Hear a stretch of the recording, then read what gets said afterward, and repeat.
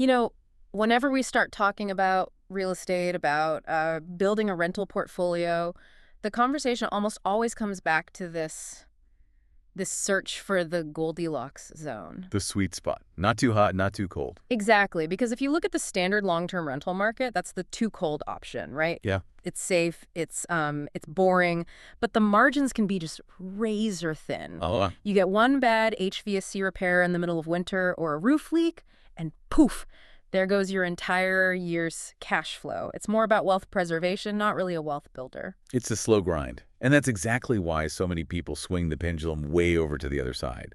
They see the short-term rental market, the whole Airbnb world, and they just see dollar signs. The too hot option. Definitely too hot. I mean, the cash flow looks amazing on paper. Mm. But what they don't really tell you is you're not a landlord anymore.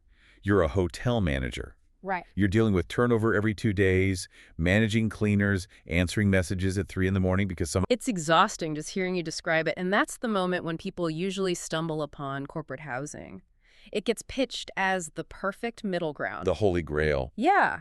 You get longer stays, so less chaos than Airbnb, but you get corporate rates, so way more cash flow than a long-term lease. It really does sound like the dream. It does sound like the dream. And to be fair, a lot of those benefits are real. It's a great asset class, but, and there's always a but, if you go into it thinking it's just Airbnb light, you are going to get crushed. And that is exactly what we are unpacking today. We've got this fascinating set of insights from Jorge Garcia of Roadmap Lodging.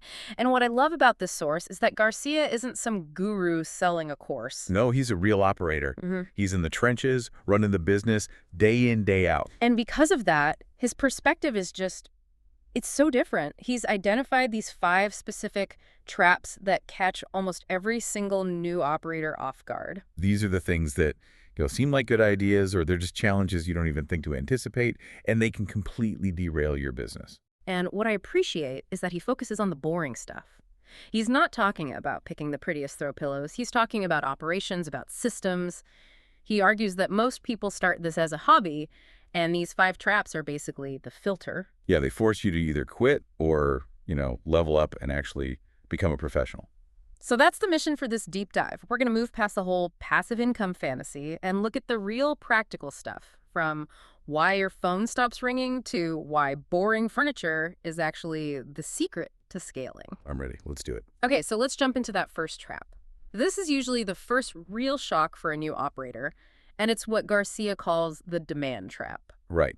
So picture this. You've just set up your first corporate rental. It's beautiful. You furnished it. The photos look great. Now, if you're from the vacation rental world, you're used to a certain rhythm. You list the property, and your phone starts buzzing. Is it available for the weekend? How close is it to the stadium? That constant stream of inquiries. Like a dopamine hit, instant validation. Exactly. But in corporate housing, you launch. And often, it's just dead silence. The phone doesn't ring. Your inbox is empty. And that's when the panic sets in. Immediately. Oh, they spiral. They think, my price is wrong, my photos are terrible, or I've made a huge, huge mistake. Because they're stuck in that leisure travel rhythm, and this is a completely different animal. Precisely. And Garcia makes this crucial distinction. Corporate housing is project-based, not leisure-based. Okay, let's unpack that. Project-based versus leisure-based. What does that actually mean for the person paying the mortgage? Well, think about a vacation. It's pretty rigid. You take time off for specific dates, say the 12th to the 19th. You book the flight, you book the house. It's tied to the calendar. Corporate housing is tied to work projects. Okay, like what? Give me some examples. Sure. A hospital brings in traveling nurses for a few months. A construction firm is building a new factory. An insurance company needs to house a family for 4 months while their home is rebuilt after a fire. These are all projects. And projects are messy. They're chaotic. Permits get delayed. A company freezes hiring. The insurance claim takes 3 weeks longer than anyone thought. So when your phone isn't ringing, it's not because your unit is bad. It's just the nature of the industry.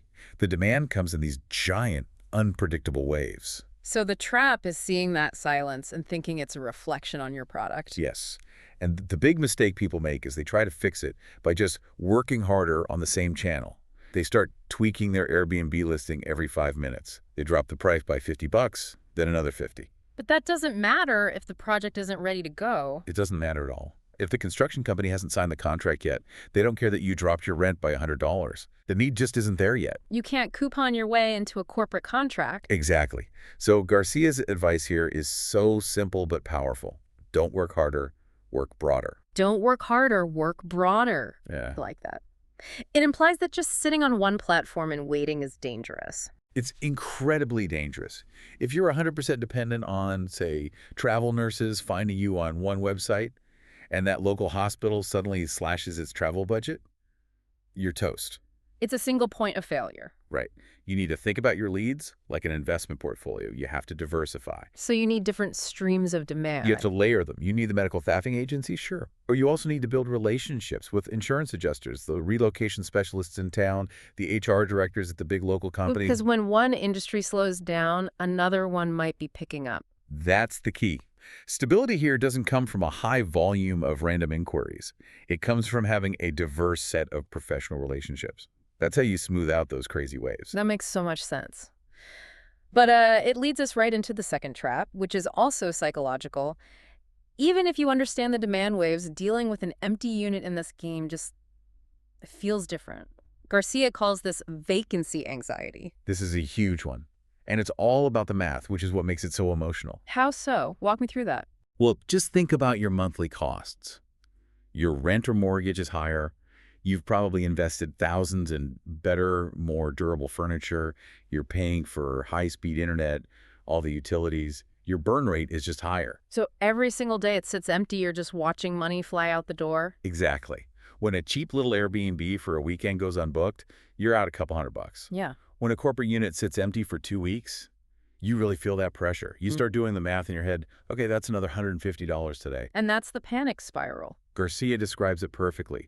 Operators start checking their listings constantly, refreshing the page. They'll tweak the price by $10, then move it back up. They start to second-guess the whole model. And when you make decisions out of fear, they're usually bad decisions. Terrible decisions. Yeah. You'll take a tenant with shaky credit just to fill the space. You'll drop your price so low you kill your margins. But here's the reality check Garcia offers. Corporate housing trades frequency for stability. What do you mean by that? You're not trying to be full every single day of the month like a hotel. You're trying to be profitable over the course of a year. You might have someone for 3 months, then a 2-week gap, then another tenant for 6 months. Those gaps aren't failures. They are a calculated part of the business model. So vacancy isn't a bug, it's a feature. In a way, yeah. It's just a turnover period. Garcia says you need emotional discipline. Emotional discipline. That sounds more like therapy than real estate advice. Well, real estate is psychological. The fix is pretty simple, though. Conservative underwriting. Meaning you plan for it to be empty sometimes. Exactly. Don't run your numbers assuming 100% occupancy. That's a fantasy. Plan for 80%. Then, when the unit is empty, you don't feel like the sky is falling. You just look at your spreadsheet and say, okay, I'm still on plan. It stops controlling you. That's a huge reframe. Okay, let's shift to something more tangible. We've talked about the psychology, but what about the physical stuff? This brings us to trap number 3. The furnishing trap. This is where so many new operators just burn through cash. Yeah. And honestly, it's usually the people who've watched a little too much HGTV. Huh, right. They treat it like they're staging a home for sale. Exactly. They want it to pop in the photos. They buy a trendy velvet sofa because it looks amazing on Instagram. They get unique, one-of-a-kind end tables. They make every unit have its own special vibe. Which feels productive. It feels like you're adding value, creating a boutique experience. It feels productive, but it absolutely kills scalability. You have to remember, people aren't staying for a weekend. They're living here for months. They're cooking, working, they have kids, they have luggage. So that velvet sofa. That velvet sofa is going to be destroyed in 3 months. But Garcia's main point is even deeper than just durability. It's about standardization. And he admits the solution is kind of boring. Boring is good for business. Boring is predictable. It really is. He suggests using the same beds, the same couches, the same dining sets, even the same layout across all of your units if you can. I can just hear the creative types groaning right now.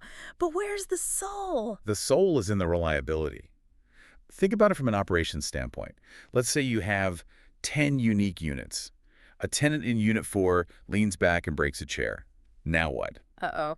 You have to go hunt for a specific chair that matches that one specific set you bought 2 years ago. Which you'll never find. So now you have a mismatched set, Or you have to buy a whole new dining table. Now imagine you standardized. You use the same ski in all 10 units. You just go to your storage unit, grab a spare chair, and swap it out in 5 minutes. Or you go online, click reorder, and it's there in 2 days.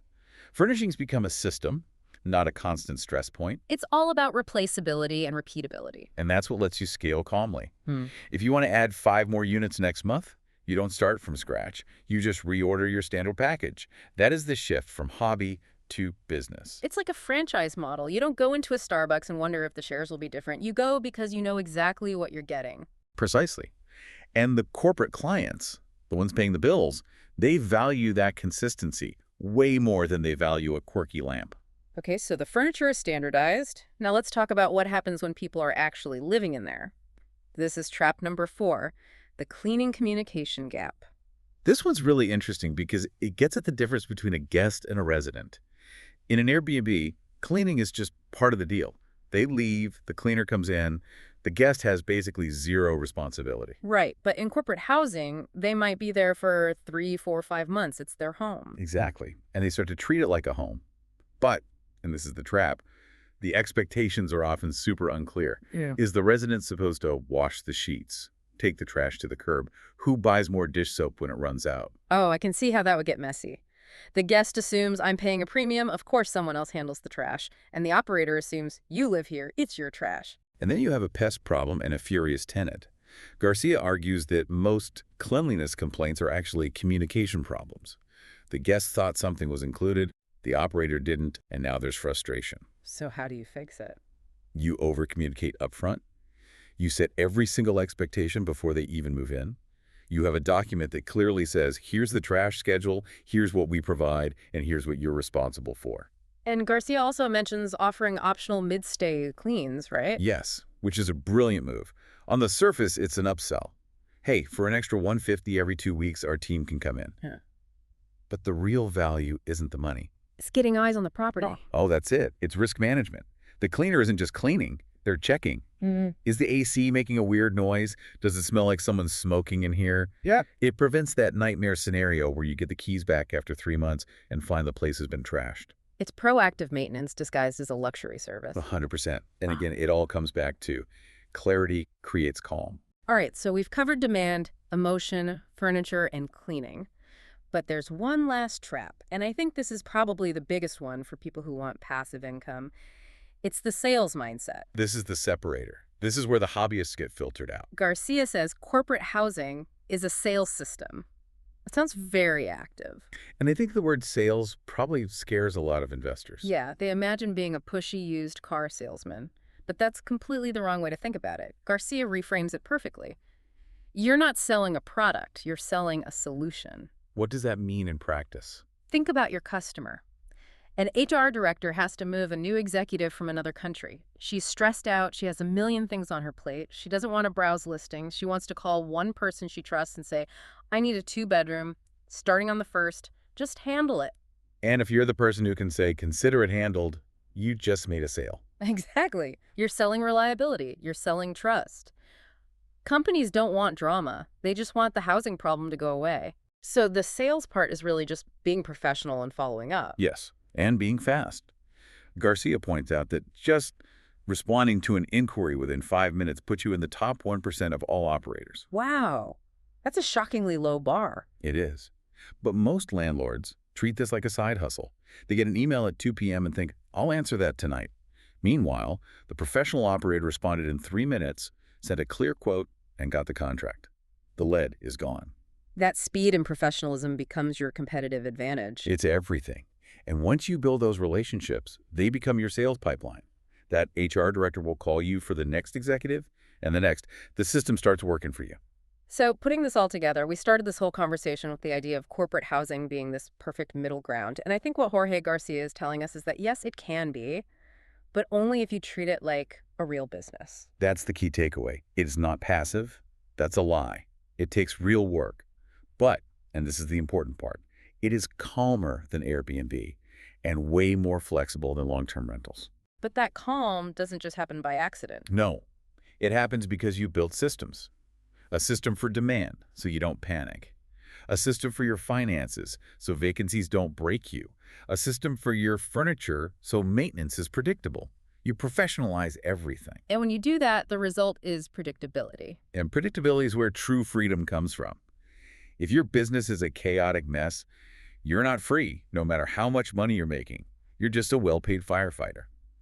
This is about building a machine that runs smoothly so you can actually step away. I love that. The challenges, the vacancy, the cleaning, the demand, they're not reasons to quit. They're just the puzzle pieces you have to solve. Exactly. The successful operators are just the ones who fell in love with solving those specific problems. So as we wrap up, I want to leave everyone with a final thought. It came from our discussion on furniture, but I think it applies to, well, to any business. Let's hear it. We talked about standardization, buying that same boring couch for every unit to make things scalable. It forces you to take your own ego out of the equation. So here's the question for you to think about today. If you stripped away all the unique, custom, fun design elements from your current project, would it break? Or would it actually become more scalable? That is a tough question to answer, honestly. It really is. Are you customizing for your ego because you want to feel like an artist? Or are you standardizing for your freedom? Ooh, that's a sharp one. Customizing for ego or standardizing for freedom? That's going to stick with me. Something to think about. Huge thanks to Jorge Garcia and Roadmap Lodging for the amazing source material. Until next time. Keep learning. We'll see you in the next deep dive.